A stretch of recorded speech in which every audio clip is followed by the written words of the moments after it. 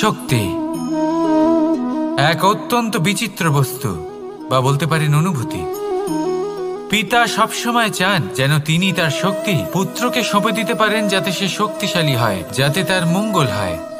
তার পুত্র সবসময় চায় যাতে সে পিতার সেই শক্তি লাভ করে, কিন্তু সেই শক্তি লাভ করার জন্য পুত্র হওয়া যথেষ্ট নয়, যোগ্য পাত্র হতে হয়।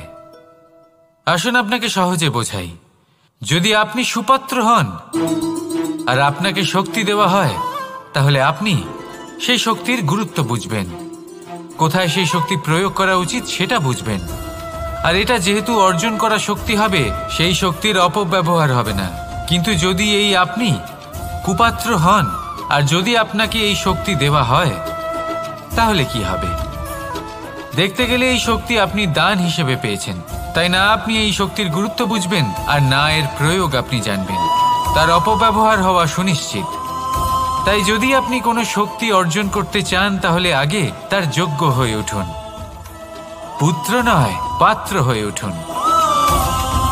আর আমার সাথে ভালোবেসে বলুন, রাধা রাধা।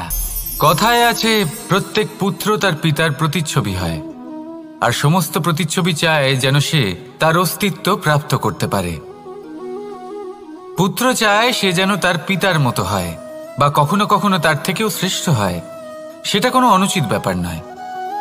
অনুচিত তখন হয় যখন পুত্র নিজের পিতার মতো হবার স্বপ্ন পূরণ করতে গিয়ে বা তার থেকেও শ্রেষ্ঠ হওয়ার স্বপ্ন পূরণে অনুচিত পথের আশ্রয় নেয়। কারণ তারপরে সে তার পিতার গুণগুলি আত্মসাৎ করতে চায় না।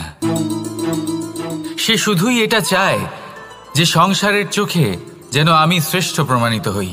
এটা অনুচিত। সংসারে এমন অনেক মানুষ আছেন যারা এই কারণে শ্রেষ্ঠ হওয়ার চেষ্টা করেন যাতে তার পরিবারের তার পিতার সম্মান বৃদ্ধি পায়। এমনও মানুষ থাকেন, আর এটাই হলো পার্থক্য উদ্দেশ্যের। মনে রাখবেন, যদি আপনার উদ্দেশ্য শুভ হয় তাহলে পথও শুভ হবে, যদি আপনার উদ্দেশ্য অশুভ হয় তাহলে পথও অশুভ হবে।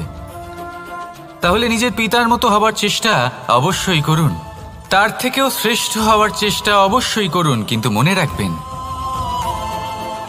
আপনার সংকল্প আর আপনার উদ্দেশ্য এই দুই শুভ হওয়া উচিত।